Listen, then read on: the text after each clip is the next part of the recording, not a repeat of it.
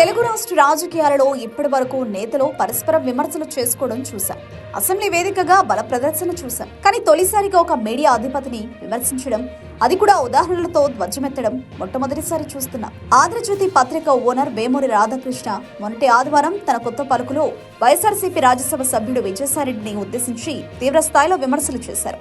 నీది ఒక మనిషి పుట్టుకైతే నాతో డిబేట్ కురా, మా ఇంటికి ఎన్నిసార్లు వచ్చావో చెప్పనా, ఎవరు పంపిస్తే వచ్చావో చెప్పనా, నా ముందు ఏం మాట్లాడావో చెప్పనా, బీజేపీలోకి వైఎస్ఆర్సీపీ రాజ్యసభ సభ్యులను పంపిస్తానని అమిత్ షాకు వాగ్దానం ఇచ్చింది నిజం కాదా?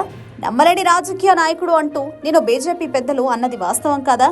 ఇలా సాగిపోయింది రాధాకృష్ణ వ్యాసం. ఇద్దరికి ఎక్కడ చెడిందో, ఎందుకు ఇద్దరి మధ్య ఈ స్థాయిలో వైరం మొదలైందో తెలియదు. కానీ మొత్తానికి మొన్నటి కొత్త పలుకులో రాధాకృష్ణ కేసీఆర్ జగన్ మీద కంటే విజయసాయిరెడ్డి మీదనే ఎక్కువగా ప్రతాపం చూపించారు. తన కొత్త పలుకులో ఒక రాజకీయ నాయకుడిని ఉద్దేశించి ఈ స్థాయిలో రాధాకృష్ణ ఇంతవరకు విమర్శలు చేయలేదు. తనకు నచ్చిన జగన్ మీద, తను ఇష్టపడని కేసీఆర్ మీద కూడా రాధాకృష్ణ ఈ స్థాయిలో ధ్వజమెత్తలేదు. రాధాకృష్ణ విమర్శించి 2 రోజులు పూర్తయింది. 3వ రోజు మొదలైన తర్వాత విజయసాయిరెడ్డి స్పందించారు. ట్విట్టర్ వేదికగా రాధాకృష్ణ మీద విమర్శల వర్షం కురిపించారు.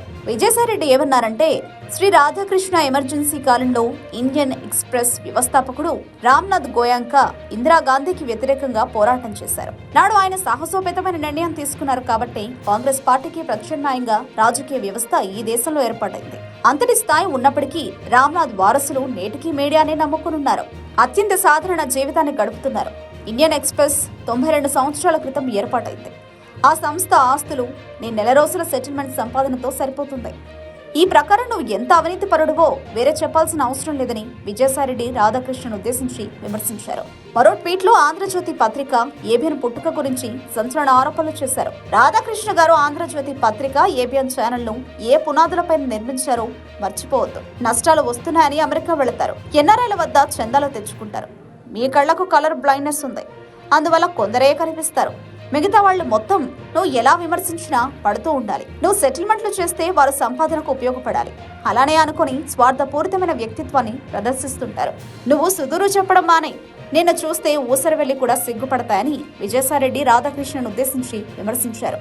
గతంలో మూతబడిన ఆంధ్రజ్యోతి పేపర్ కొనడానికి పెట్టుబడి పెట్టిన 2 వాటాదారుల గురించి కూడా విజయసాయిరెడ్డి ఆరోపణలు చేశారు. రాధాకృష్ణ ఆంధ్రజ్యోతి పేపర్ కొనేందుకు పెట్టుబడి పెట్టిన ఆ 2 ప్రధాన వాటాదారులు ఎక్కడికి వెళ్లారు, వాళ్ళేమయ్యారు, వారితో నువ్వు డబ్బు పెట్టుబడి పెట్టేసిన తర్వాత బ్లాక్మెయిల్ చేసి బయటకు పంపించింది నిజం కాదా?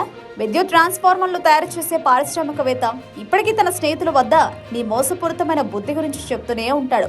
న్యాయం, ధర్మం గురించి నీలాంటి వాళ్లు మాట్లాడొద్దు.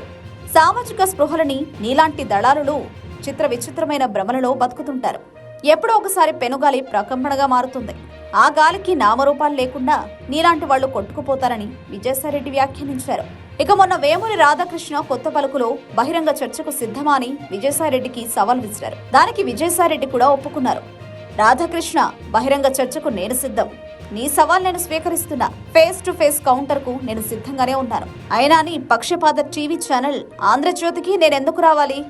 ఢిల్లీలో ఎన్జీఓలు, మేధావులు, జర్నలిస్టులు, అన్ని టీవీ ఛానల్స్ ను అందరినీ ఆహ్వానించి ప్రజా వేదిక మీద విశ్రాంత న్యాయమూర్తుల సమక్షంలో చర్చించుకుందాం. నేను ఐక్యరాజ్య సమితి నుంచి తిరిగి వచ్చిన తర్వాత ఎప్పుడైనా సిద్ధమే.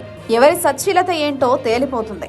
గడిచిన 5 సంవత్సరాలలో మద్యం, ఖనిజం వ్యాపారాలు సాగించే బ్రోకర్లు ఇతర డీల్స్ లో బాస్ పేరు చెప్పలేదా? చెప్పి వసూలు చేయలేదా? వారికి ఇవ్వకుండా ఎంత తీసుకున్నావు? ఆ విషయాలను కూడా చర్చిద్దాం. జర్నలిస్ట్ కాలనీలో నువ్వు ఉండే ప్యాలెస్, నేనుండే బాడీగిళ్లు కూడా చూపిద్దాం. ఫిలింనగర్ ప్రధాన రోడ్డులో నువ్వు కొన్న 100 కోట్ల విలువ చేసే స్థలం, అందులో ఇంకో 200 కోట్లతో కడుతున్న కార్యాలయ భవంతి కూడా పరిశీలిద్దాం అని విజయసాయిరెడ్డి పేర్కొన్నారు. మొత్తానికి విజయసాయిరెడ్డి వరుసగా చేసిన ట్వీట్లు తెలుగు రాజకీయాలలో సంచలనంగా మారాయి.